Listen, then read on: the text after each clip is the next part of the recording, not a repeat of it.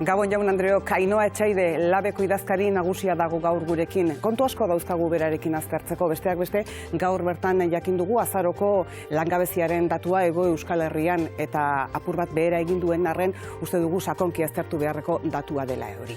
Edozein kasutan Labek eta ELA sindikatuak Confebask enpresari elkartearekin duten aurrez aurrekoak ere hauts asko harrotu ditu azken egunotan eta gai hori ere mahai gainera ekarri nahi genduke. Hori guztia eta gainera Kataluniara begira jarriko gera. Joan den astean bezala, gaur ere albiste da, gaurkoan Oriol Junqueras izan da protagonista, nolabait esateko.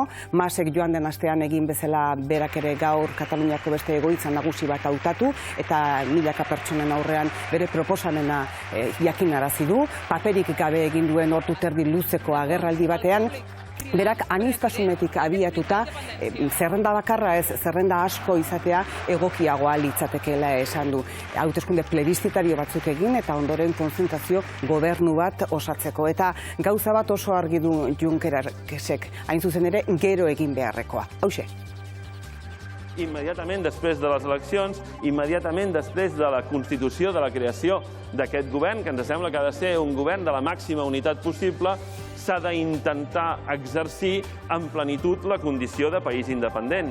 És indestriable l'exercici de la independència del país de la creació de les estructures d'estat que l'han de permetre exercir, perquè ens sembla també que pensar que aquestes estructures es poden fer en el marc legal de l'estat espanyol és impossible.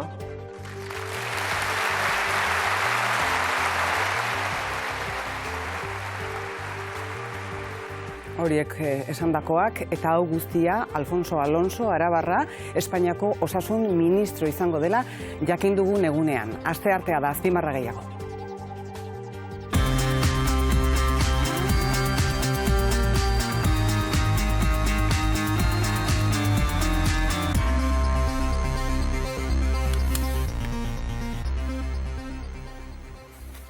Ainhoa Etxaide, Gabon eta mila esker gurekin izateagatik. Gabon, guzti. Lab sindikatua badakit, besteak beste zuen web orrialdean irakurri dudalako, gertutik jarraitzen ari da Kataluniako prozesua. Entzun dezu apur bat Junqueras jauna, badago zerbait azpimarratuko zenukena bera entzun da? Bai, normalean, hauteskundak iristen direnean dena nahastura, dena baldintzatzen dela eta badaudela adostasuna bilatu behar, baina denak norabide berdinean doazela eta beraz independentziarako bidea nola askartu dela eztabaida, ez? Labek dio, erabakitzeko eskubideak konpromiso politikoak eta mobilizazio soziala eskatzen duela. Nola ikusten duzue, zuen sindikatutik konpromiso politikoa? Nola ari dira alderdi politikoak?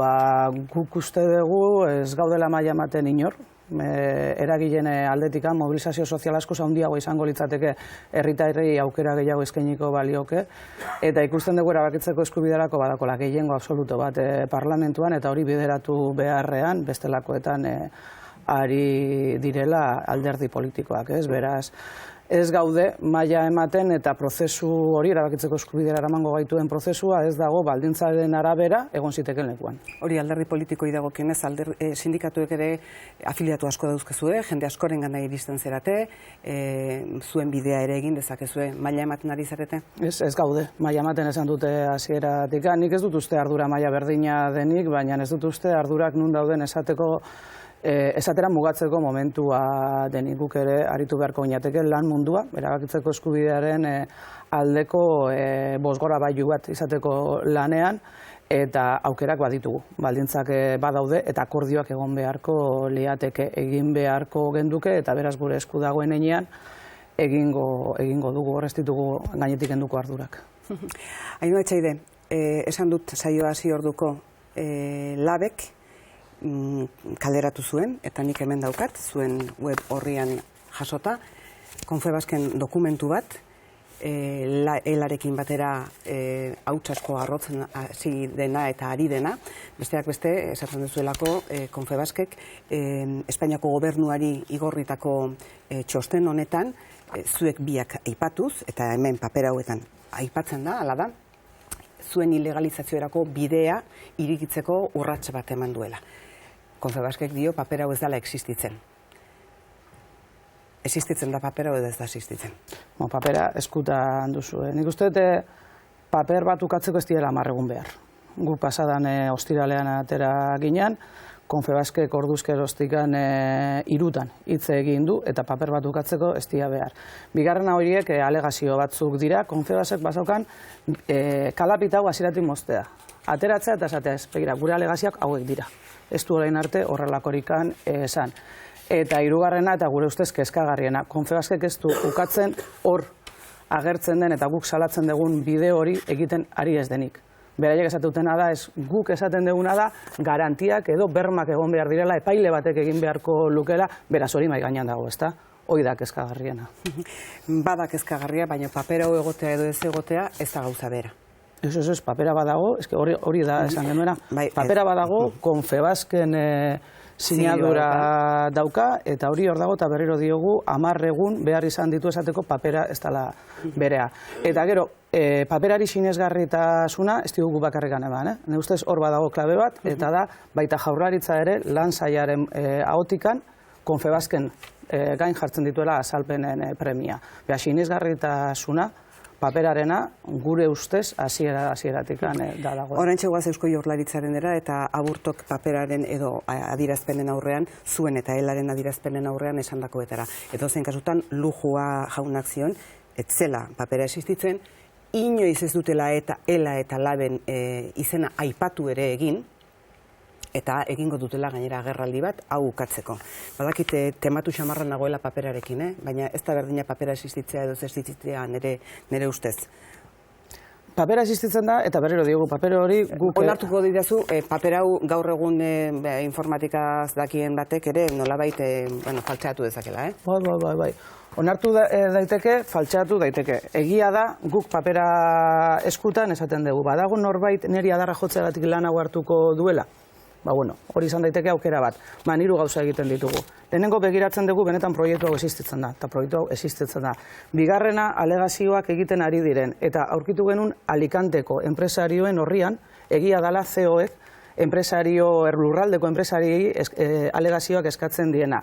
Eta hirugarrena eta kezkagarriarena, guk hipotesi hau entzun dugu. Eta guk esaten duguna da, paperari sinesgarritasuna ematen diona da, sinisten dugula Konfebaskek hori egitea gustatuko litzaiokela.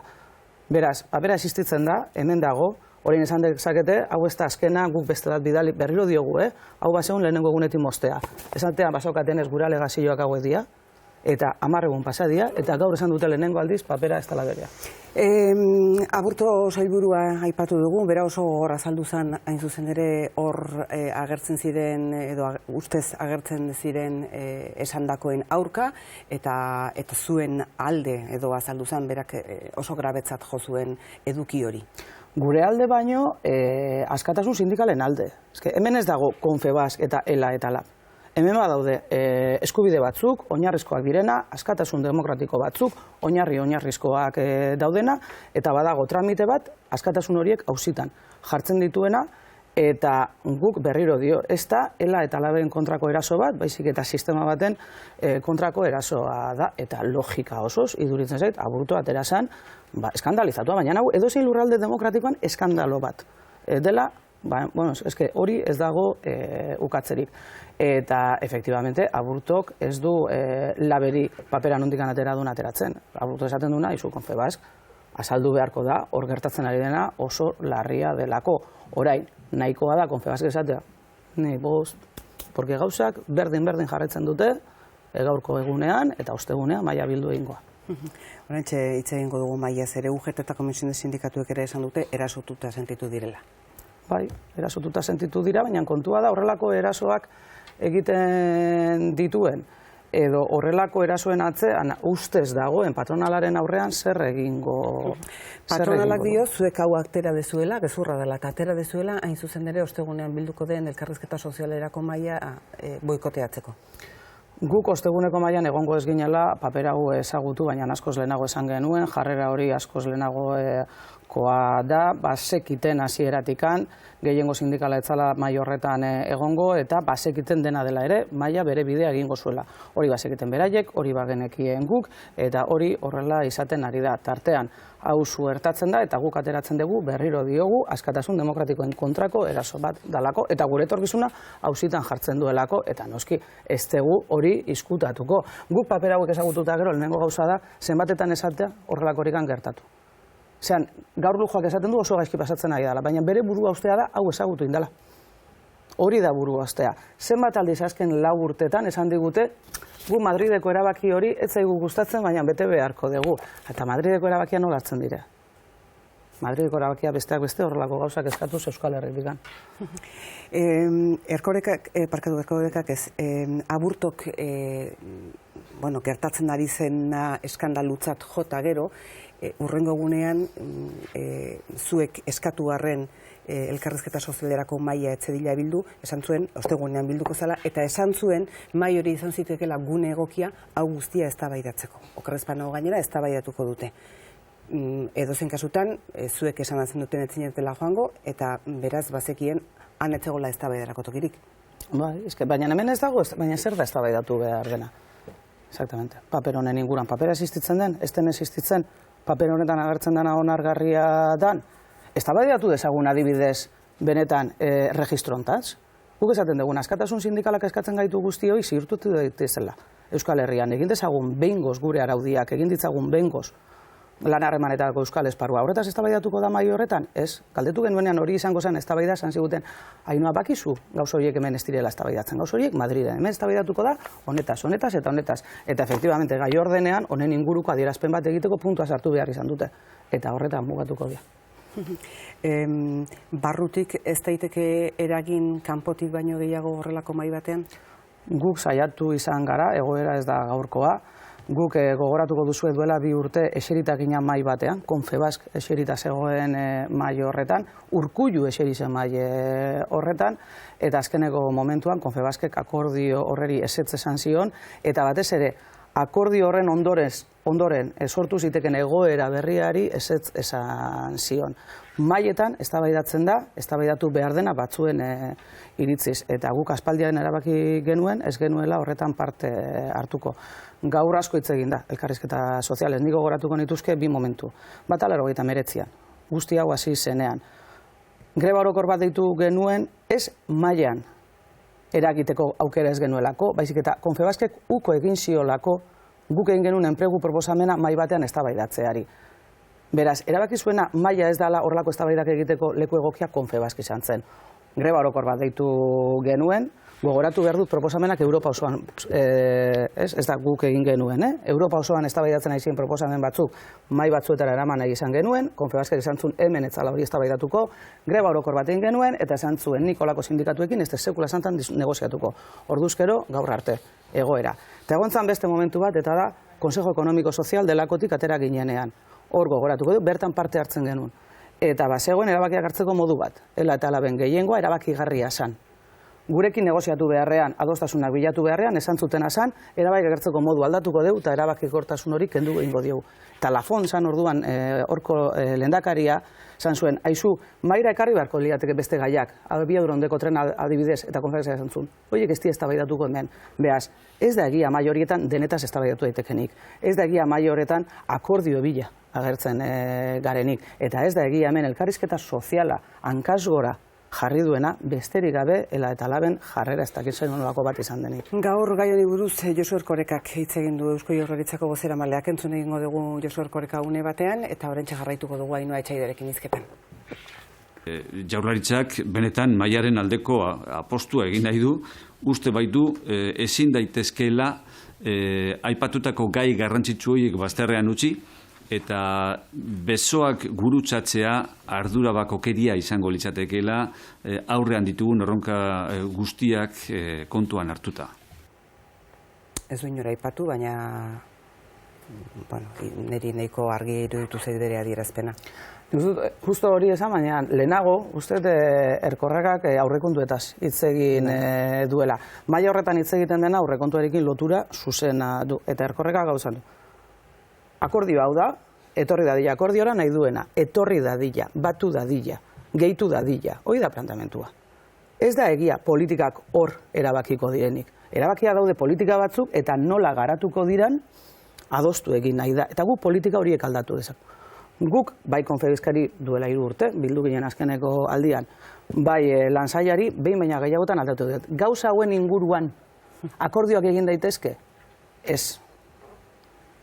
Beraz, ez da ze politikak egingo diren erabakitzeko mahai bat. Erabakia daude politikaren gainean, ze motatako akordioak egin daitezken, aztertu eta arakatzeko bide bat da. Eta guk ez ditugu akordio horiek, babesten. Aurrekontuak aipatu dituzunez, esan duzu ezuek, Eusko Jaurlaritza adibidez datorren urterako aurrekontuetan oinarrizko errentaren gaian eta halako gaietan motz geratu dela. Bai, guk hori da egiten dugun balorazioa, ikusita zenbat handitzen den aurrekontua, ikusita handitzen den edo hazkunde horretikan ze atala doan gastu sozialetara. Hau da, zerbait esategatik, 4,6 handitzen da aurrekontua eta osasuna 100%. RGI-ra bai, delakoan, aurtengo presupuesto berdin-berdina atorren urtean, prestazio hori eskatuko dutenen kopurua handituko dela bai edo bai badakigunean gure ustez motzak gelditzen dira eta gure ustez pasadan urteko lehentasun berdinen gainean eginak daude. Proposamena zein litzateke? Lehentasunak aldatzea. Eta nun aldatuko zen dituzkete lehentasunak, ze normalean egoten da gastatzeko 100. Bai. Eta 100 hori... 100 horietatikan ze jungo da gastu publikora, erabakitzen da, zorraren interesak ordaindu eta gero, eta defizitaren derrigorrezkoa den atal hori, bete eta gero. Hortikan gelditzen dena, jungo da, gastutara eta hori nola banatuko den, hori da eztabaidatzen dena. Hori, eskema hori ezin da eztabaidatu. Eskema hori ezin da auzitan jarri. Eskema hori ezin da aldatu. Hoi, derrigorrezkoa omen da guk horretaz, eztabaidatzea gustatuko litzaieke. Oinarrizko errenta aipatu dugunez, ari zarete lanketa bat egiten gai honen inguruan, besteak beste iruditzen zaizuelako, egon diren deklarazio batzuk tarteko, gaia asko arrotu delako, badagoela jendea ez dakiela jaso dezakeenik ere. Hori Jaurlaritzak egindako ikerketa batek esaten du, pobrezia arriskuan dauden guztietatik 27%ak ez dutela prestazio hau jasotzen, prestazioa jasotzeko baldintzak batearren. Eta hori gertatzen da, askotan bideak eta ezagutzen ez direlako, baina ez da gauza berria. Hor badago adibidez energia mailan prestazioa, eta prestazio hori 100% oso txiki batek jasotzen du, eta urtero Estatu Espainolean horretarako dagoen aurrekontuaren minimo bat besterik ez da egiten. Zeratik instituzioek ez dituzte kanpainak egiten? Horren berri emateko, nola eskura egiten esateko, erraztasunak emateko behar duenari bidea errazteko. Eztabaida beste puntu batean kokatuta dago momentu honetan, eta horretan eragina handia izan du Gasteizko alkateak eta berak esandakoak, baina oso ondo txertatzen den mezu bat izaten da sarri arek esandakoa.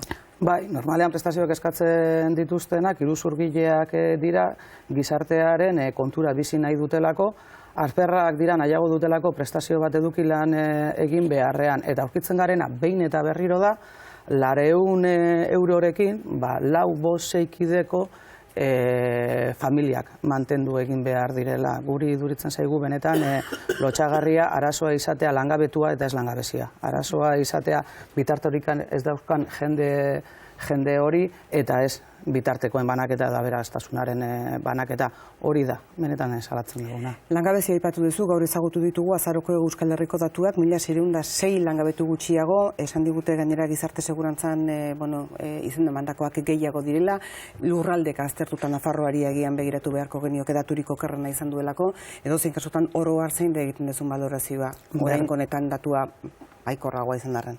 Baikorragoa izan arren, Bukiten dugun balorazioa da 216.000 langabetu daudela eta martxa hontan langabezian dauden horietako askok eta askok ez dutela bere egoera konpontzerikan izango, ikusten ari garen gora bereagoen atzean. Bigarrena da, seguridade sozialean igotzen dena eta langabezia jaisten dena ez da berdina. Beraz, bagaudeia prestazio hori gabeko langabetuak 155 direla. Ez dute zer jasotzen.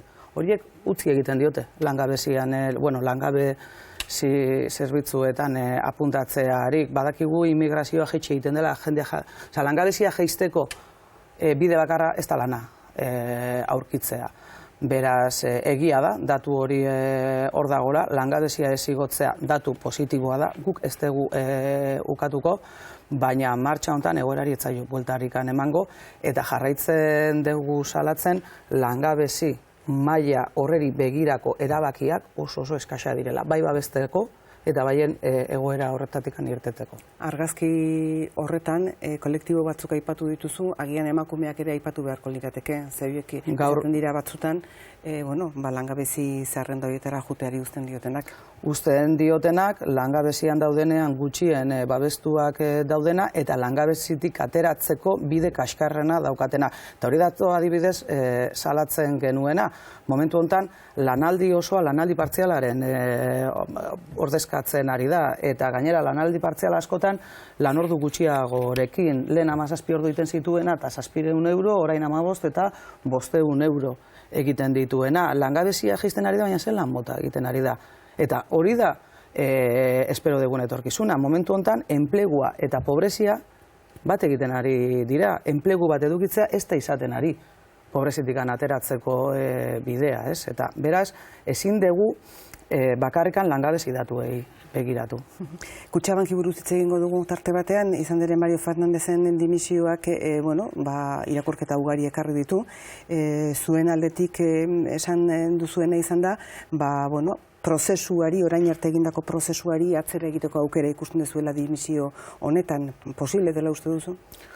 Hombre, posiblea, bai, eta gainera dimisioa badago, esan nahi du, badagoela hor bidean aurrera egiteko oztopoak eta, Mario Fernandez... Beraz, oztopoak zeudelako dimititu duela Mario Fernandez uste duzu? Bai, dimisio baten atzean beti arrazoiren bat dago, eta normalean jendea guztuara eroso dagoenean ez du dimititzen. Beraz, arazoren bat badago. Baina berak esan zuen badakizu, prozesu bat amaitu zala, fase bat bukatu zala, eta horregatik zikoala. Bai, oso ondo. Eta poste naiz horrela dala, baina ziur dago, prozesua muturreraino beak nahi zuen abiaduran eta berak nahi zuen moduan egiteko aukera balu, ez lukela dimitituko. Hor zer gertatu da zure ustez? Nire ustez, ez adostasunen, nik bere momentuan esan nula, egongo dire ez adostasunak, ritmoekin, bide hori eman behar den urratxen abiadurekin, saldu behar dugun guztia pakete batean, saldu behar dugun pakete txikietan, egongo da prozeduraren inguruko arazoak, baina Kutxabanken privatizazioaren barkatu jokaldia auzitan jartzen du dimisio horrek, ez.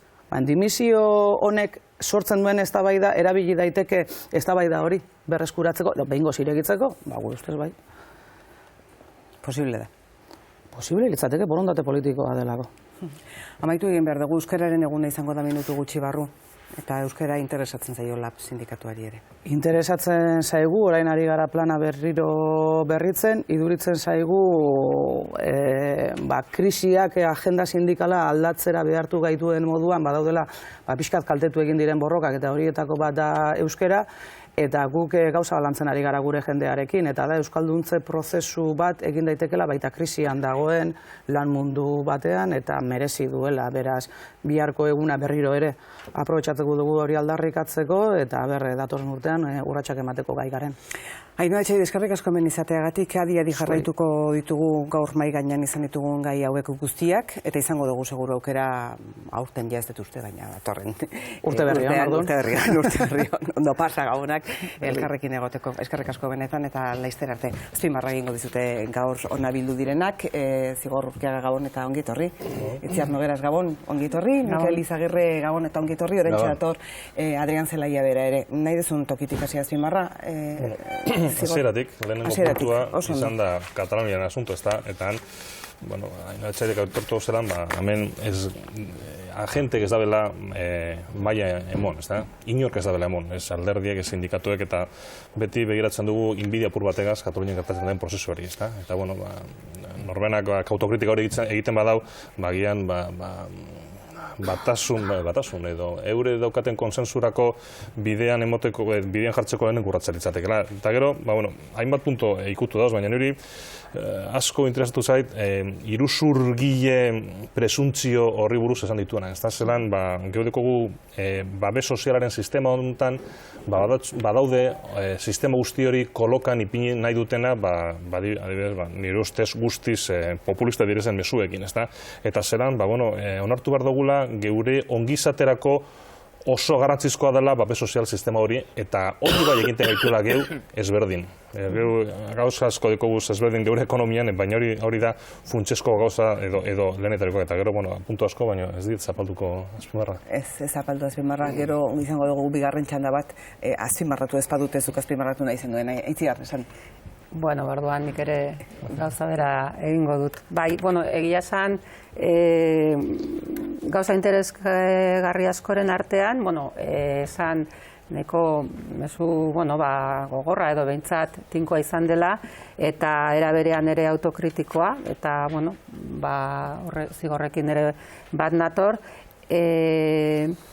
Uste dut, azpimarratzekoa dela Confebasken agiri posible horrekin edo aipatzen den agiri horrekin, Ainoak egin duen komentarioa askatasun sindikalarekin lotua, hori dela benetan horretaz hitz egin behar dela, eta gero ere azpimarratzekoa iruditzen zait, hainbat gune, parte hartzearen garaian sartzen da garen honetan, ni behintzat konbentzituta nago, kontua da ze ritmotan eta ze bide eramango dugun bakoitzak, baina kasu horretan aipatu da elkarrizketa sozialerako mailarekin lotu nahi dut. Momentu honetan, Ainoak aipatu ditun gauzekin lotuta, esan nahi detena da, azkenean zer mailak egondare, guneak egondare, erabaki prozesuak nola gertatzen diren, edo zertarako, edo erabakitzen den gune horietan klabea da. Eta, berak behintzat argi eta garbi izan du, beraien ustez ez dela horrelak hori gertatzen, eta, hori ustez oso kontutan hartzekoa dela, gero horrek ondorioak dituelako. Miguel Izagirre? Bat ingo nuke esan dira hainbat gauzagin, baina nik zea bat horko egin duen argazki bat egin gelditu gorintzak ez. Hau da, akuerdo soziola horretarako hasi danean nolabait traiektoria historiko hori kontatzen, esaten digu nun zer proposatu dan eta ukatzen dan diskusioa. Eta hurrengoan ere bai, hurrengoan ere bai, hurrengoan ere bai. Beraz, beti eramana dituzten sindikatuak nolabait esateko debate akotatu batera eta baldintzatutako debate batera. Eta, klaro, hori gizarte honek hori ezin du horrela planteatu edoze inongo kasuetan. Beste gauz bada, adostasuna iristea bai ala ez. Baina, nun aktorea idi limitea jartzen zaizkion, debate hori hasteko garaian esan ez, hau ez da gaur hemen tokatzen. Esaiazu, noiz tokatzen dan horren diskusio hori egitea, ez inoiz ez, orduan zeiten dugu hemen. Beraz, nik uste traiektoria horren egin duen argazki hori importantea dela, ulertzeko, gutxienez ulertzeko, zatik, gizarte arrunt batean esaten dizu edozeinek, ez hauek diskusiora eta akordio mai batean eseitzera ukatu egiten dira, eta jendea esaten du, nola leizke sindikatuak edo edozein aktore sozial ukatzea mai batean, negoziazio mai batean eseitzeko ukatzea. Claro, historia jakiten dezunean eta dakizunean, traiektoria hortan guzietan baldintzatu dala, mai hortan diskutitu behar dan edozein gai, claro, horrek jartzen ditu egoera batean, edo onartzen duzu edo ez. Claro, hori da kuestioa. Azpimarra gehiago? Baina horren ari da edozen gaitan mai horrek igual ez dauka eskuduntzarik. Erdo zerri buruz egin alda berroa, baina akordioak hartzeko, hartu behar diz akordea, geure direzen eskuduntzen barne. Ez dela, ingo zeu eta bizok egin dezeko akordio bat, BBB bat erosteko, baina ez dugu ingo gaituzunik ez dekugulako. Beraz, bakoitzak eskuduntzen barne. Askoz be, grabeoa da, zelan gagozan egoeran egonda, nun lan baldintzak horren beste, zorroztu diren, badago alako debate bat mai gainean, eta alako baten konturatu gara, badagoela planteamendu bat, edo sinizgarritasuna emon edo ez emon, baina debate bat badago, esaten da bena, autonomia erkidegontan, 3% gehiago ordezkatzen dituzten sindikatuek, legez kanpo gutxik nahi dituztela. Orduan, noiz eta 2008 urtean, hau da, krisiaren ondoren, egon direzen murrizketan ondoren noin urrengo debatea zein da. Sindikatuak bai edo ez edo, zelako sindikatuan editugun, nik horri bai emoten dio dela garrantzia handiena. Garrantzia handia, beraz, zuk sinisten duzu Confebasken... Nik sinisten dut debate bat dagoela. Eta paper hori egiazko edo ez izani ez dakot argumenturik esateko benetazkoa den edo ez, baino argi da hori globo sonda bat izan, edo ez izan debaturi mai gainean dekogula. Eta gero badakigu, hemen, ilegalizazioen debateak zertarako balio izan duten, egon direzen gehiengoak aldatzeko. Itziar, eta orantxe Adrian Zelaia, Bai, bueno, esaten nahi garenarekin lotuta nire, ez nago erabakiak nun hartzen diran, argi uki behar dela, eta ez dela edozein tokitan ezin dirala hartu, ados. Baina horrek, bueno, ez dakit, kezka sortzen dize, esaten nahi geha, 160 ordezkatzen, langileen 160 ordezkatzen duen indar soziala ez dagoela ados olako mai batekin, horrek ere ja, ez dakit, kezka sortu dezake. Eta gero nik lotu nahi dut beste berak egin duen langabeziarekin lotuta aipatu dituen kontuekin, baina batez ere niretzako garrantzitsua izan da, esan dunean lotsagarria da arazoa izatea langabetua eta ez langabezia. Orduan, niretzako momentu honetan gaude pixkat krisi horretan edo egoera horretan. Leno, oraingo paradigman edo oraingo sisteman, beste modu bate hartzean erabakiak eta nahiko aurrea zijoazten eta, bueno, kolokan jartzen ziren, baina eta gaur egun horrek bere mugak ditu ja, handia gainera. Eta orain, gu izatea, erabaki ez dugunok eukitzea gertatzen ari danaren errua, eta komentario asko eta mezu asko daude zentzu horretan. Orduan, bueno, nik uste dut, bakoitzak bere erantzukizunak hartu behar dituela eta gogo eta beste erabateko komentarioak egin, baina ez dira maira, ez dute maira etorri nahi, bueno, arrazoiak ikusi beharko dira ere bai. Mikel? Claro, presupuestoekin dauden dato bat azaldu. Eta Adrianek orain dela 15.000 hementxe bertan maian hartu zuen gaia. Itzuko jozu Adrianik Gabon desaten zemen dago eta ez dituzen Gabon. Ongi etorri, oain txezatoz. Claro, eske alde batetik diskutitu dugu ongizateko neurriak, ez dakiz zer, eta Adrianek esate zuen orain dela 15.000. Bai, baina paraleloan nun hartzen, bueno, horretaz itzeitezu orain dela 800. Paraleloan nun hartzen dira neurriak, langabezi horren aurkako lanak egiteko, lanpostua sortzeko autoritua. Eta puntu batean ikusi dugu zertan mamitzen ari diran. Hau da, investigazio lanetan presupuestoa jetxiaz. Hau da, oain dela 5 urte, oain dela 10 urte, oain dela 15 urte esaten eginean, oizala bidea hortikan zetorrela etorkizuna, irakaskuntza, investigazioa, formazioa, ikasketan, hortik datorrela, eta oain darrepentean presupuestoa goiti bera. Zerta jokatzen ari gara. Eta 5 urte dara mazkio krisi abrarren, 6, edo ja ez dakizen bat.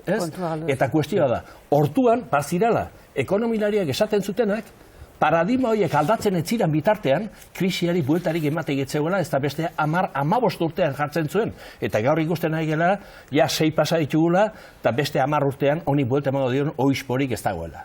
Beraz, hori da kuestioa, planteatzeko, gero Ainoak esan duenarenan, diskusioa jartzen diranean, ze diskutitu behar dugu, gai honetan diskutitzen hasten gara? Nun? Nola? Zenekin? Presupuestoa egizten geranean, bueno, itanik egingo izkio akordioa, jartzen dio, firmatzen dio, 5 milioi gehiago, 8 milioi gehiago, 13 gehiago, firmatzen dio, eta punto, se akabo.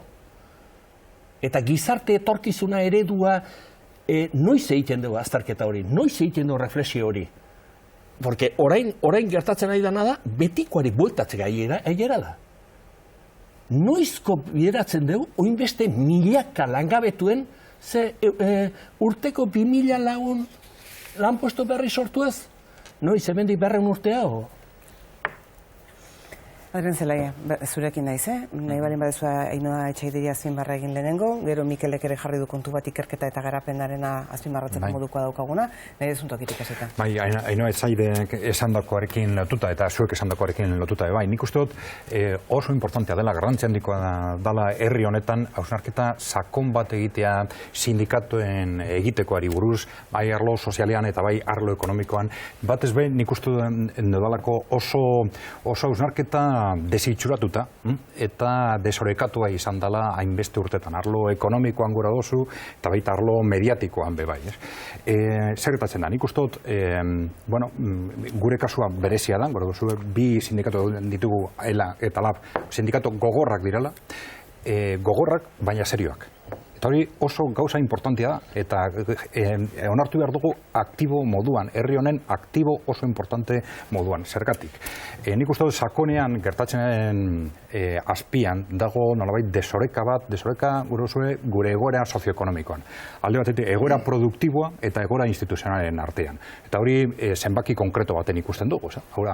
Biztanleko barne produktu gordina, gure kasuan, Espainiarekin konparatuta, da 30% altuagoa.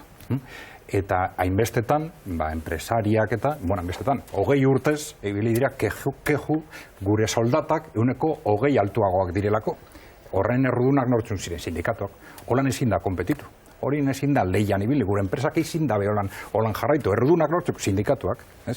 Baina, klaro, konturatzen da zara, zifra bietaz, soldatak 20% altuagoa dire, izan behar direlako.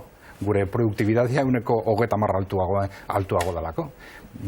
Oso naturala zen egoera horretan, egoera oreka hori, herri honek behar zuen oreka hori, baten batek lortu behar zuen, eta ziurazki Euskal Sindikatuak izan dire, egoera horreri erantzun diotenak. Orduan, nik uste dut kontestu hori oso modu serioan aztertu behar dugula, eta sindikatuak, bai arlo sozialean, eta gerora begira ziurazki bai, beste etorkizun berri bat martzan jartzeko euki dezaketen egitekoari buruz. Ikerketa garapenari buruz datu batzuk baditugu, agian momentu honetan aztertu genitzakenak, Euskal Herriari begira batez ere gero denborari bagenu, Europari eta Txinari eta ere begiratuko dugu. Ontsa atera dira datuak, Eustatek atera dituen datuak oso adierazgarriak dira. Igaz 4% jaitsi zen, IGIG gastua, elkargo autonomoan, ikerketa eta garapenean, eta holan, barne produktu gordinarekin konparatuta, pasatu ginen 2,06-tik 1,89-ra. Oso aldaketa adierazgarria da, alde batetik, 2,2 berriro jaizten gana ari garela, krisia hasi arte, azte gemilean, nahiko ondo, igotzen, oso maila bajutik, baina nahiko ondo, eta berriro jaitzi gara 2,2-tik azpira. Eta hori oso adierazgarria da, zergatik, hain zuzen, Europar Batasunaren batazbestekoa 2,2an dagolako, 2,02an. Orduan, berriro geratu gara Europar Batasunaren batazbestekoaren azpitik. Eta hori oso gailarria da, Europar Batasuna hemen historikoki mitifikatuta dukogu, zifra horiek Europar Batasunaren entzat lotzagarriak direlako, askoz bajoak dire, Estatu Batuak, Japon eta abar baino. Eta oso bajoak dire zifra hauek, konparatzen baditu gure helburuekin. Gure helburuak dago zehaztuta, zientzia eta teknologia planean 2005-erako egin zana, eta aurrekusten zen 2012an 2,13-tik 2013an pasatu behar zala 2,25-era. Eta hori gertatuari justo alderantzizko bide hartu dugu, eta 2,06-tik esan dugu moduan, bajatu gara 1,89-a. Claro, momentu honetan hori hankasartze historiko bada. Ziurazki gure politika ekonomikoan Espainian edo Grezian edo Italian edo Frantzian ez, baina hemen, igual, helburu funtsezkoena esan defizita, esan zorra, esan hausan, teknologian eta prestakuntzan egin behar zan eraina eta justo kontrako bide hartu dugu. Baina nik uste, hemen, gauza handazten da bizela, azkenean, IGG hori da inbertzio bat, eta geu, debate hasi dugu aurrekontuen gai batean, aurrekontua da, gastue. 2005-tik ona gauzazko gertatu dira, batez be gertatu da, krisian sartu garela, eta lehentasuna baldin bada, gastu soziala bermatzea, baten bateko erdi berko da, honi ez nator ados lehiakortasun eredu, estatuan dagoen lehiakortasun eredurekin, bakarri deko arrazoi bat, da lan faktoria jaiztea, punto. Eta ez dago gehiagorik. Eta holan saltzen duzu, egize da, hori etorkizunera, ez hori zerainora. Eta bai inbertidu behar dela, baina nik ez dut uste aurrekontuek, enplegua sortzen duten aurrekontuek, inpini behar da, baliabideak ekonomi batek enplegua sortzeko. Eta ekonomi batek enplegua sortzeko behar da, inbertzio pribatua, bai administrazio batek bidea ipini behar da. Baliabideak gainen ipini, baina hemen gauz nahazten. Aurrekontu baten gastua eta gizarte batek beren investigazioetan egiten dauzan inbertzioak. Inbertziorik handizena gizartea berekin behar da.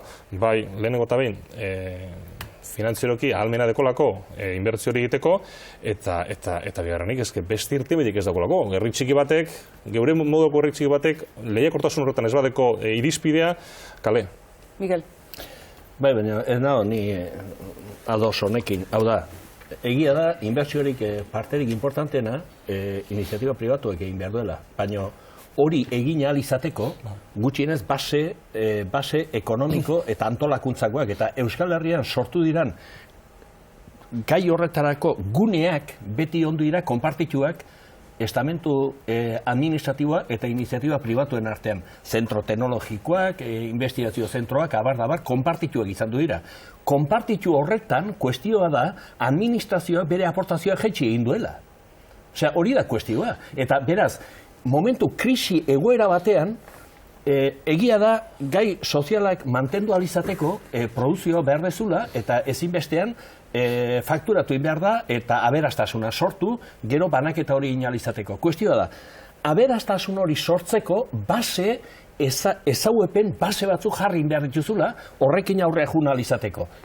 Horretan, nik uste dut Euskal Herrian eredu txukuna bultzatzen ari zala krisian aurreko urteetan, nun konpartitzen ziren inbertsioiek administrazio publikoa eta iniziatiba pribatuen artean zentro teknologikoan bitartez eta abar, eta hori hautsi egin dela, hori da kuestioa. Nik ez dut ukatzen iniziatiba pribatuak eta produzioari lotutako investigazio egin behar ez danik. Ados, nik horrekin ez du diskutitzen.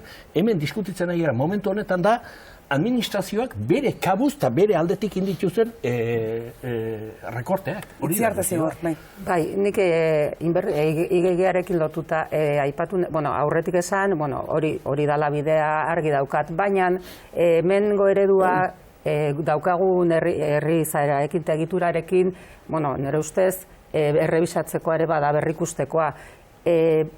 Eredu hori planteatu zanean, inbertsio portzentaia handiena publikoa da, edo zeharka publikoa izan da. Portzentaia handi batean hori gertatu da, claro. Horrek, eta nik dakidala, eredua zan, Alemaniako eredu, gestea, baino krisian aurretik gestea, inbertsio publikoaren portzentaia eta hilotzen jutea, eta erdia lortzea. Baina hori lortu baino lehen, krisi etorri zen, hori Adrianeko beto jakingo du. Eta hor gertatzen ari zaigun atasko hau nire ustez. Eta horrekin lotu, eta beste, orduan horri eman bartzaio berrikuspen bat, baina ez jetxitak ito, guazen ikustea horrek ze irten bide daukan horrengo egoeran. Baina inbertsio publikoa, portzentaia handia gonda inbertsio publikoa igeigen, behintzat sektore handi batean. Ez beste lekuekin konparatuta alderantziz gertatzen da. Alemaniarekin konparatuta ere bai? Hemen ziuazki tradiziogatik eta gure instituzioak inbertsio pribatua igeigean? Hemen handiago da inbertsio pribatua, bai. Alemaniarekin konparatuta adibidez? Bai. Eta gero beste gauza da, igeigean zertarako edo horrek ze emaitzak edo horren ondorioak ere aztertu beharko liratekela. Eta hor, gabezia handia ditugu. Baina nik esaten dut, ez horri uko inbar diogulako, baizik eta hori hobetzen badugu, sistema askoz efikazagoa ingo dugulako. Nik hori uste dut, mai gainean hori jarri behar dela. Hobetzeko kontua ez da bakarrik aurrekontuak. Aurrekontuak oso importanteak dira. Baina hori da tresna bat. Dagoz legeak, dagoz finanziazioa, dagoz erreforma strukturalak, tresnasko dagoz tresna politiko asko dagoz aurrekontuetatik kanpo. Eta hori da hain zuzen herri honetan urte hauetan gertatu ez dana. Gara, hori aurrekoan esaten genduna, aurrekontoi begira, gastu soziala gora, gastu soziala bera, baina dagoz beste gauza asko, prestatzen da bela, hemendik 5 urterako gastu soziala. Hemendik 5 urterako gastu soziala oraingo igeixe da, eta ez bakarrik hori, hemen aitzakia beti da krisia, baina hori aitzakia da, batez bai gure kasuan, seguk ez ditugu duki krisialdia lehertzen danean, ez zor pribatuaren aldetik, ez zor publikoaren aldetik, beste batzuk ikuida bezarazoak. Eta zer egin dugu, besteen dinamikaren arabera mugitu gara. Eta ez, gure kasuan, hain zuzen, hau zezan apostua.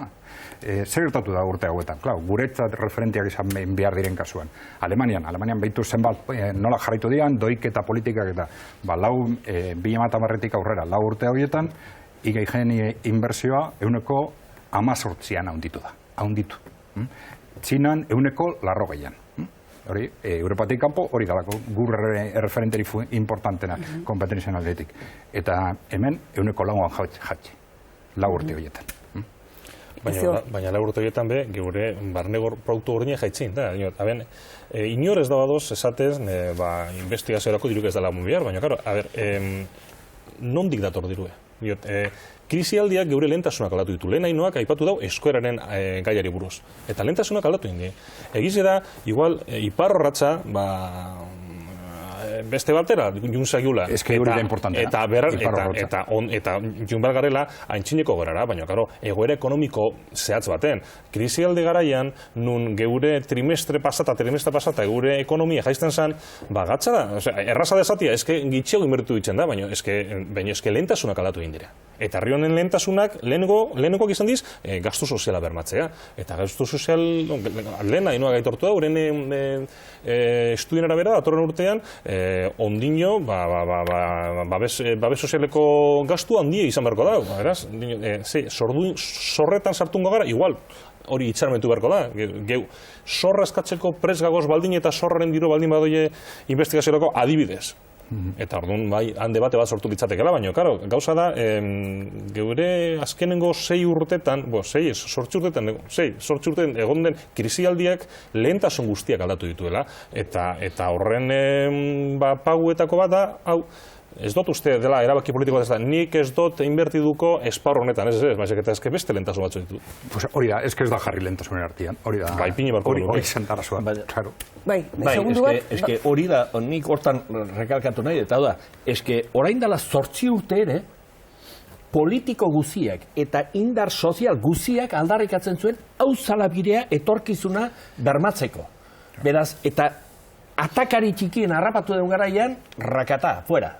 Hau da, atakari txikienean, ja zalantzan jartzen dugu gizartean adostutako konsenso hori. Zer da lata? Hau da, badaude gauz batzuk, naizta egoera aldatu, zuk nahi nahi ez mantendu beharra daukazuna.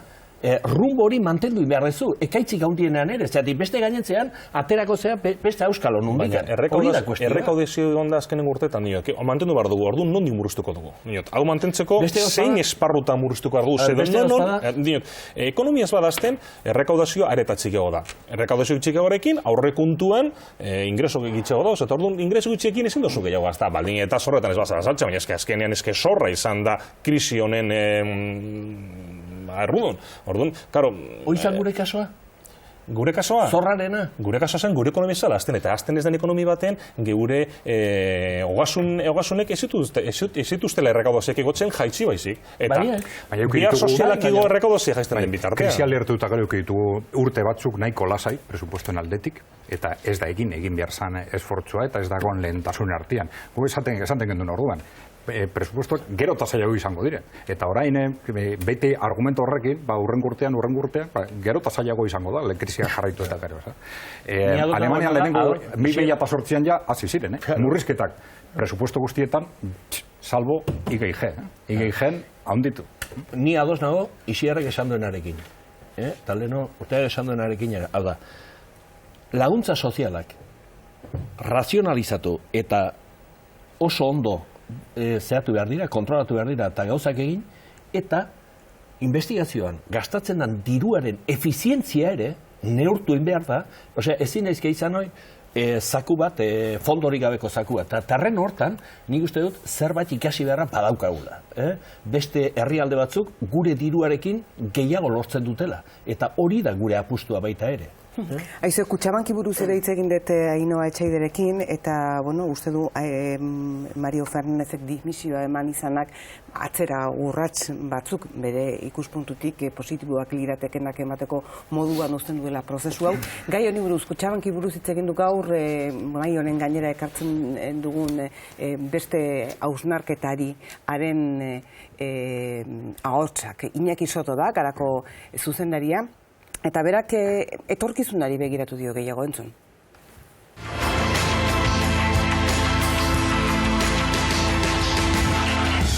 Kutxabankek zuzendari berria dauka, baina Kutxabanki buruz dauzkagun eztabaidak zaharrak dira.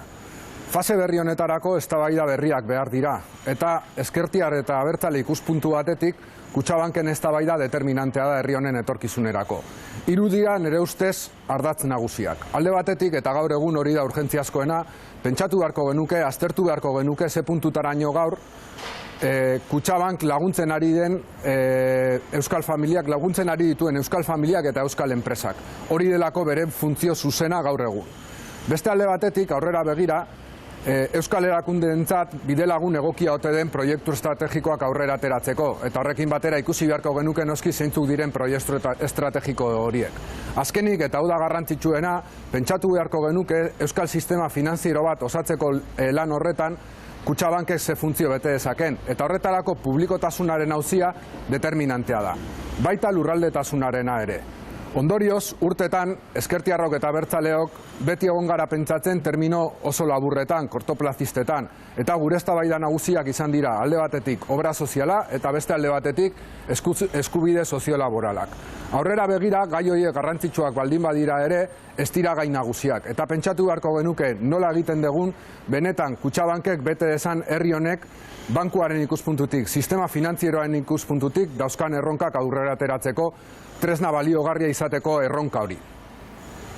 Iñaki Sotoren hausnarketa, esan dizuet etorkizunera begira jarrita zela, Zigor? Bueno, gauza askotan bat, baina gehienetan baterez. Dinot, Kutxabanken funtzioa alda, Kutxabanke bakarrik ematen doz maileguak, Kutxabanke bakarrik hartzen doz gordaioak. Badirudi, hemen dago lalako protagonismo, gehiagizkoa esan ez, Kutxabank da sistema finanziero, Kutxabank ez da sistema finanziero. Sistema finanziero badoz beste aktore batzuk. Eta beste aktore horrek bai, ekiko da beren funtzioa. Nik ez dakit zergatik jun zen azkeneko zuzendaria, eta zergatik etorri dan barriz ere. Debate hortan ez dekot argumenturik, baino ardatza egize da aldatu behar dela, eta ez bakarrik, hortan bat nator, ez dela bakarrik ia gastu sozialekin segertatzen edo, gizarte eredura gizartatzen da, baizik eta Kutxabank nora doien banku bezala. Kutxabanken jabek erabakiko beharko dute, eta ezker eta abertzaleok badagoz organoetan ordezkatuta, eta esango dute. Nik ez banku baten jo puntua ez da 2 milioi pertsonen artean abian egiteko debate bat. Hori, bankutxe bat da, eta Kutxabank bankutxe bat da. Bai, enator bat ikuspegi horrekin, ez da bankotxe bat. Nik uste dute funtzioskoa dela gure sistema finanzieroa, eguneko 40 inguru, ez da bakarra, baina da oinarria. Nik uste dut bi gai ez da baiatu behar dire, hiru esan dago Iñaki.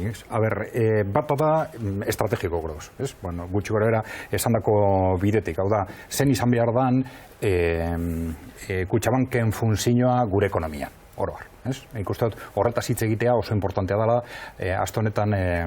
asteburu honetan Iñaki Jonazua idatzi dago artikulu bat, oso interesgarria da ikuspegi horregatik, nolabait oraingo eztabaida instituzionaletik haratago joan nahian.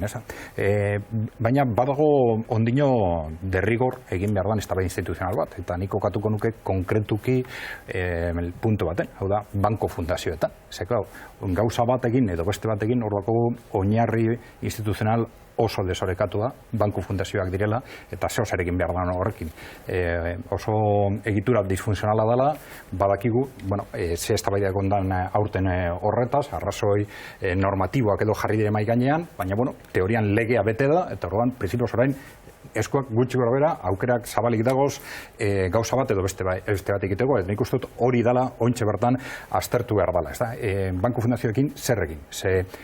Banku fundazioak printzipioz pensatuta dagoz privatizatzeko, hori da horien helburu politikoa, akzedun pribatuak gero eta indarra handiago eukitzeko, bestadetik oso egitura disfuntzional daukie, barakizue, persona fisiko batzuen eskuetan usten dabela jabetza, eta hori oso gauza arraroa da edo zein sistema, gobernu sisteman.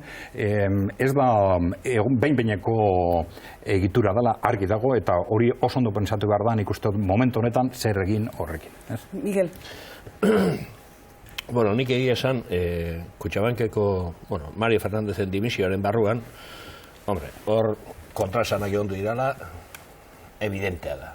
Behin baina gehiagotan berak bere bidea markatuta zeukan nola iritsi nahi zuen. Beste gauzpada, diskusio egon daizkela, zer ritmotan egin behar dan, nola, zene parte hartu behar den gai horietan, banku fundazioen zuzendaritzak, abar, hor beste gainontzeko histori guzti daude. Hori aurrea ezin amanak, seguru asko, behartu du momentu honetan erabaki horiek hartzera. Nek kontraesan horiek artikulu horietan edo Urkulioren deklarazioak eta gainontzekoak ere neurtu behar dira hor, saltzo horren barruan, olako gertakizunak gutxienez, surmagarra egiten duela egun batetik besteako derrepenteko dimisioek eta gainez alternatiba presentatu. Bai, ni pentsatuta naukan, baina aizu barkatu ez dizut inoiz entzun. Alegia, banku egiten da neunean dimitituko zen ez dizut entzun inoiz. Entzun dizutena da, gero privatizazio mailak eta bolsara jun behar dezula kutxarekin, ez da hori dan entzun dizut, baina zure dimisiorik ez. Orain arte binipin, ez da, eta derrepente egun batetik bestea, ping-pong deina dago. Bueno, hori susmagarria da. Nik uste dut, zelaia planteatu duen diskusioa, alegia, ze funtzio jokatu behar duen kutxek. Bai, egia da, ez da emaile bakarra, baina da, herrialde honetan funtseskoena, 140arekin, baina gehiago. Eske bere jabetza ez da pribatua. Hori da kustioa. Hau da, kutxaren jabetza ez da pribatua. Diru publikotik eta herritarren artetik etorritago dirugarena da, ez da pribatua. Beraz, berarekin egin behar ditiran jokabideak ezin daizke izan beste banko etxeatek, beste kreditu etxeatek egin daizken jokabide berdina. Inondik ere. Hori da hemen kutxaren diskusioan sartzen dana.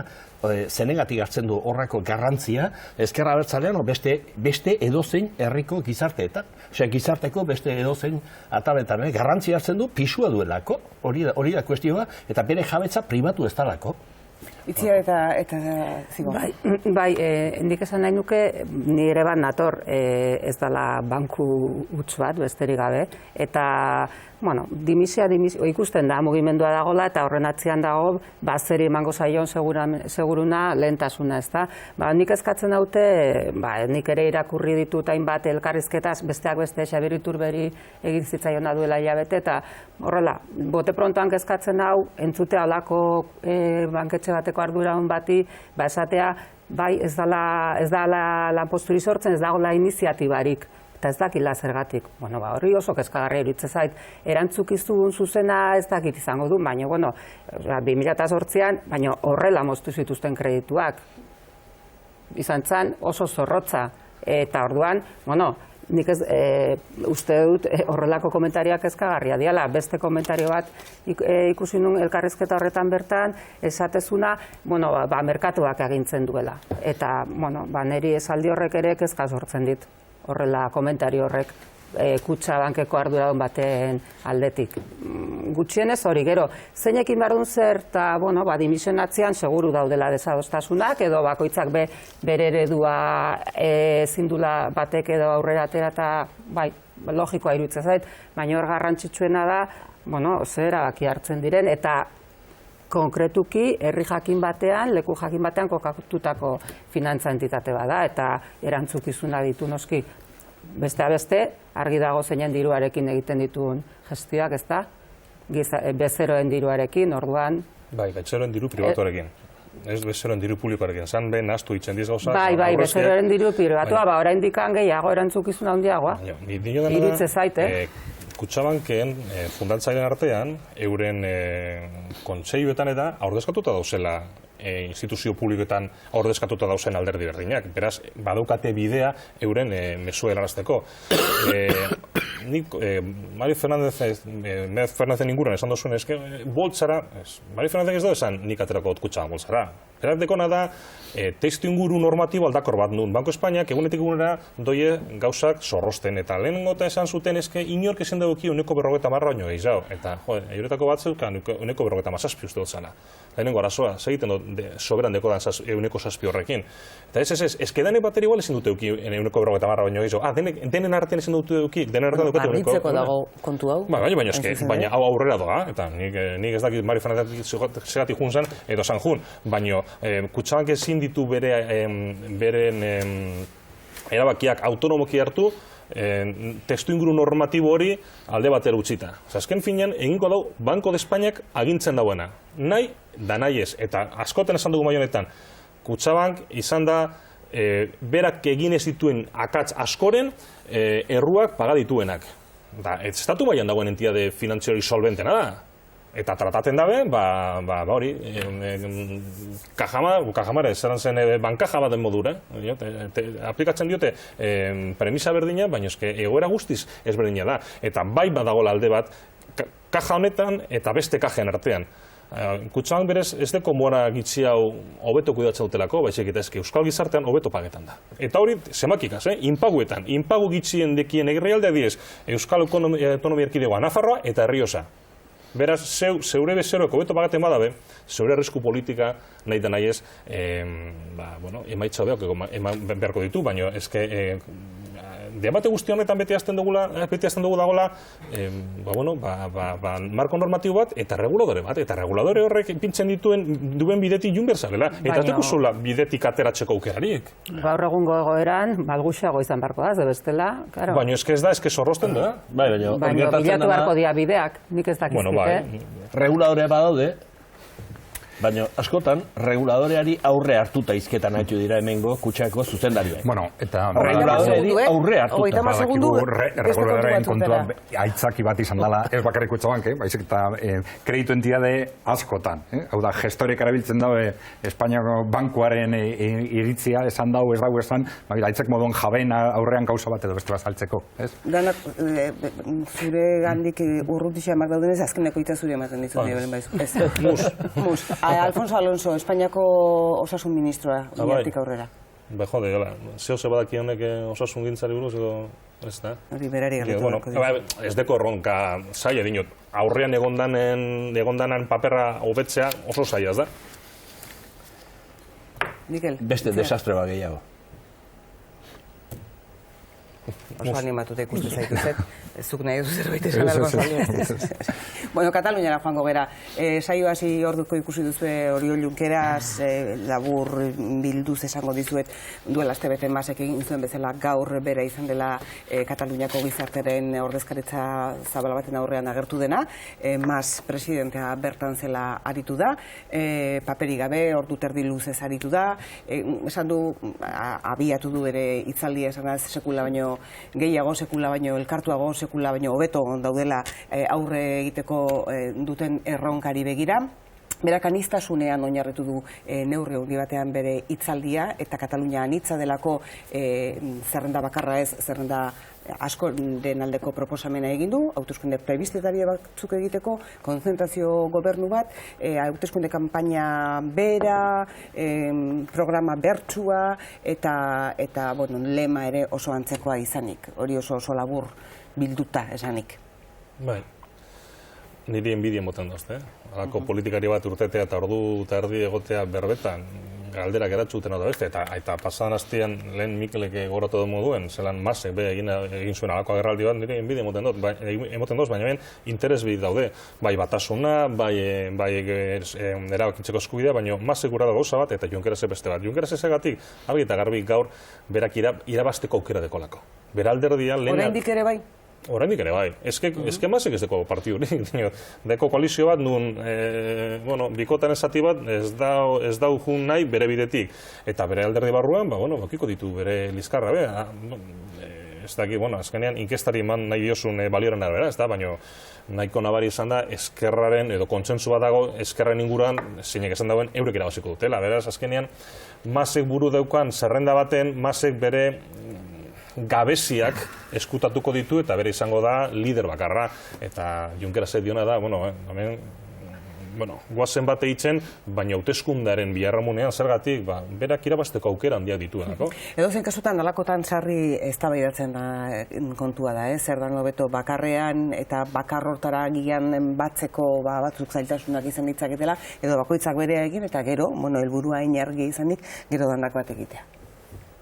Nik ez dakit hor ere, nik buelta asko eman dizkiot gaiari, baina egia esan, seguruna, bi aukerek izango dute bere alde hona eta txarra, ni ez naiz gai ere baloratzeko kontua da zein plantatu duntan nola, eta gauzoiek ere izaten dira, ez da, tartian. Estifikazioari buruz, bai aipatu nahi nuen, eta lidergotzari buruz, argi dago Katalunian oso nabarmenari dirala agertzen gai hauek, ez? Lidergotza sendo bat, handia, eta gainera komunikatzeko gaitasun hori, ez bakarri Masena, Junkeranaren ere bai, eta nik uste hemen izan ditugula zantzuak, Ibarretxe lehendakariak paperik gabe ematen zituen diskurtsoak, edo ni behintzat gogorat, eta ereuki du bere lidergotza partean naiz eta bertan bera geratu zen, eta ez dakit, gogoetain barko dugu herri hontan ere guk lider posible batzuk baditugula, izan ditugula, baina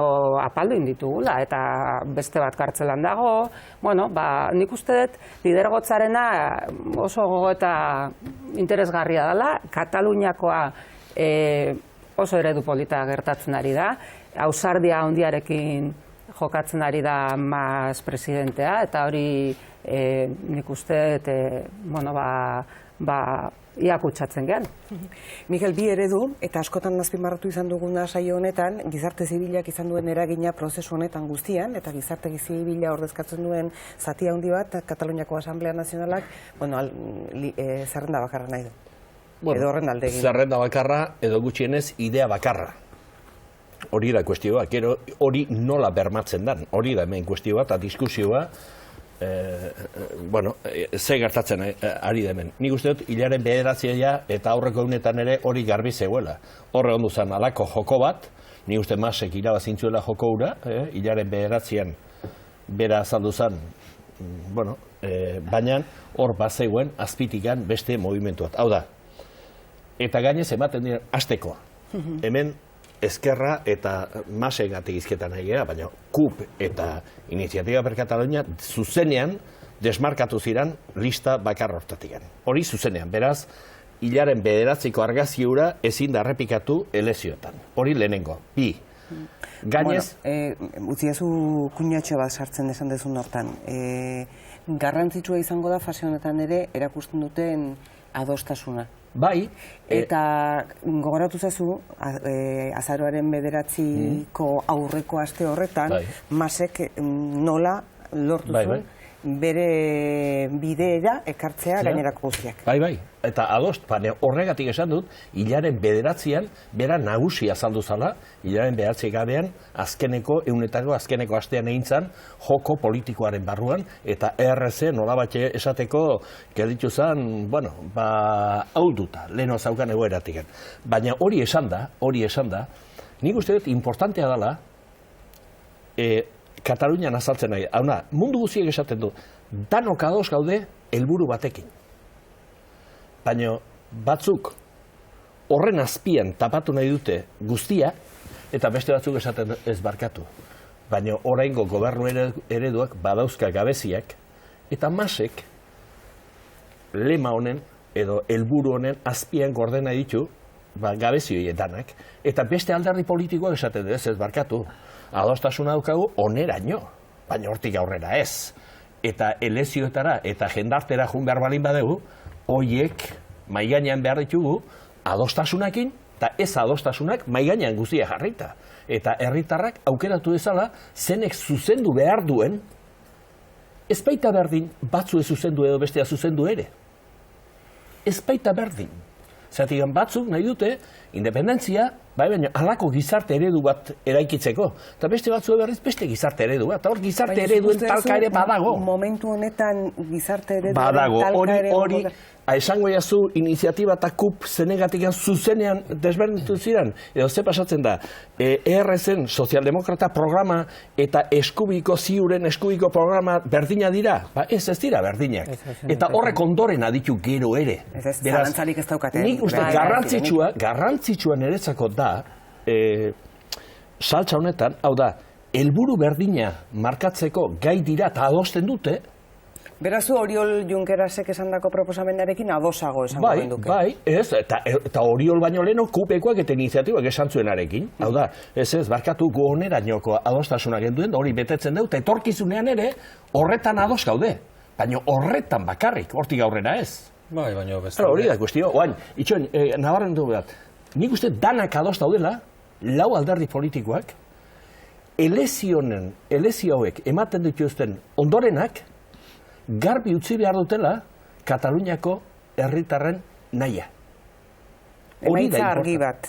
argia behar da, emaitza argi bat behar dela, etorkizunean herritarrak oro harki zer nahi duten mahai gainean jartzeko. Hori da importantea.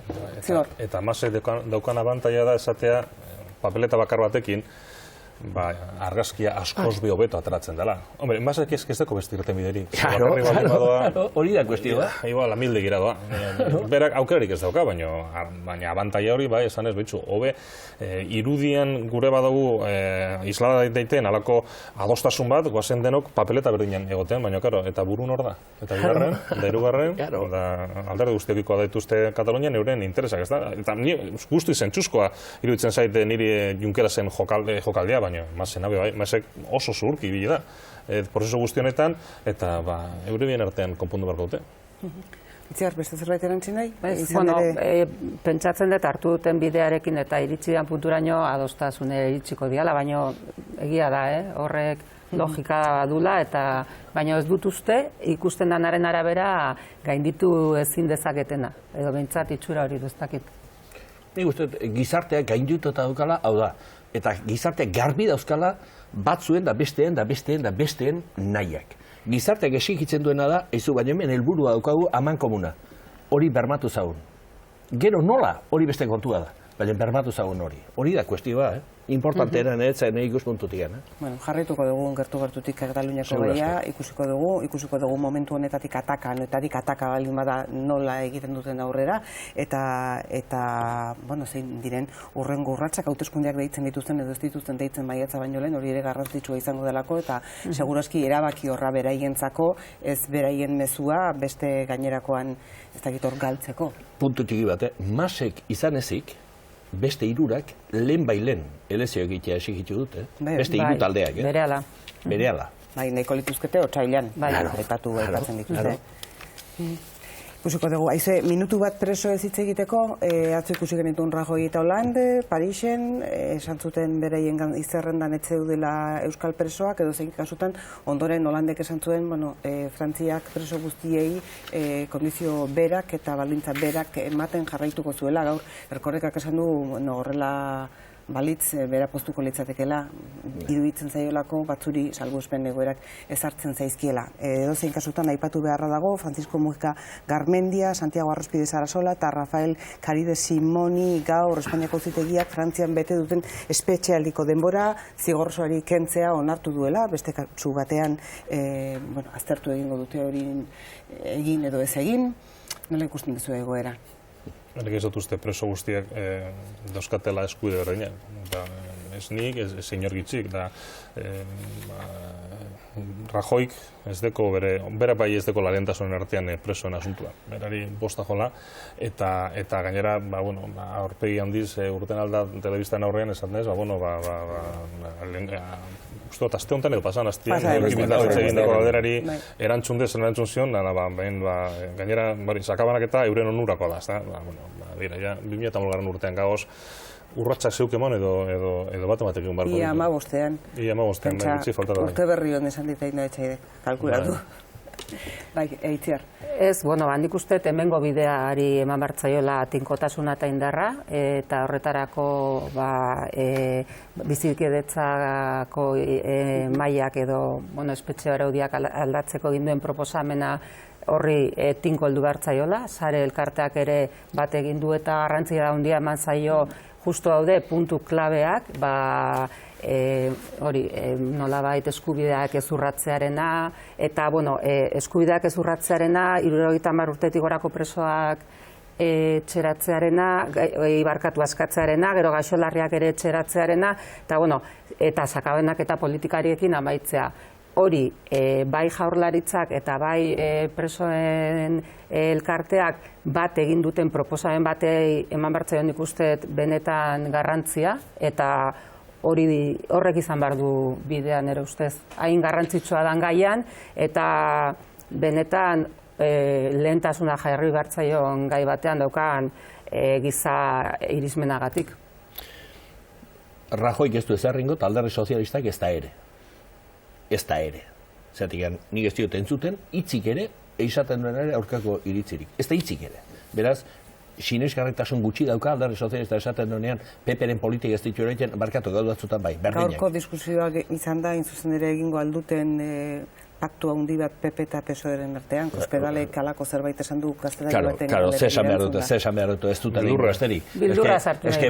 Besterik ez dute behar, paktu hori egitea alderdi sozialista izkutatzeko, besterik ez dute behar. Baina, esan nahi dutena bat, 3 preso hiekin hartu dituzten neurria segurazko Europara jun beharko da, berriro beste muturreko bat hartzeko Espainiko gobernuak, bat gehiago, baina etzaia, joli. 3 preso hauekin hartu dituztenak, espetxealdia denboraldi osoari kentzea da, Osea, Frantzian egindako denbora... Bai, kentzea. Baina, aiziran pentsatzen berriro ingenieri juridikoa teitea alderantzizko bidean. Baina hori nazionalean bertan bi iritzi omen daude. Bi iritzi daude. Preso batekin gainera esan dute... Eta gaina aplikatu dute kasu batean iritzia nolabait aldekoagoa, eta Frantziakoak balio du, betetako zer erabakiko duten gai honen inguruan. Baina audientzian bertan ez daude ados, Europako batasunak 2008an edo emandako legearekin edo. Eta hauek amortizatu dauka estadu mailan, presuen da, gatazkaren eta etaren historia amortizatuta daukate, hau ez dute ematen pausoak bakarrikan ere ez.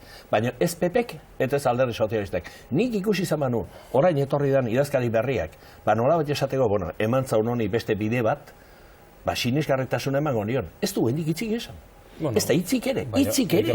Gai nagusia ustelkeria delako, eta ustelkeriak dana estaltzen dago. Bueno, eta Katalunia.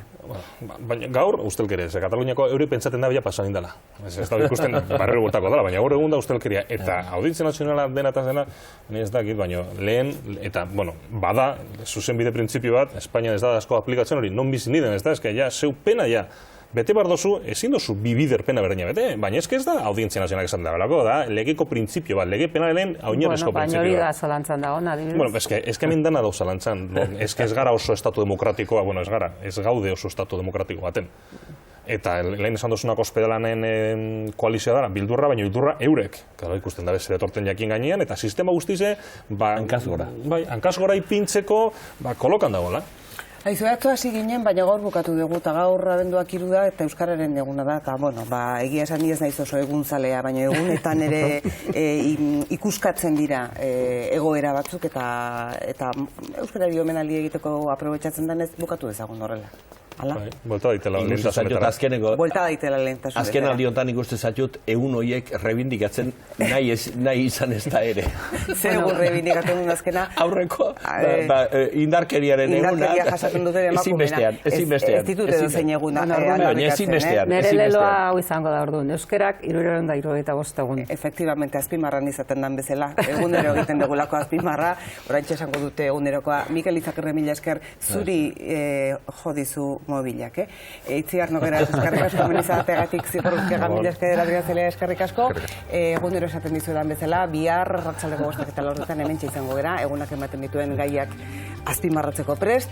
Egunero bezala zuen zain egongo gera, egunero bezala euskara zarituko gera, zuen zain egongo gera benetan Gabon, eta mila esker izan diguzuen arretagatik.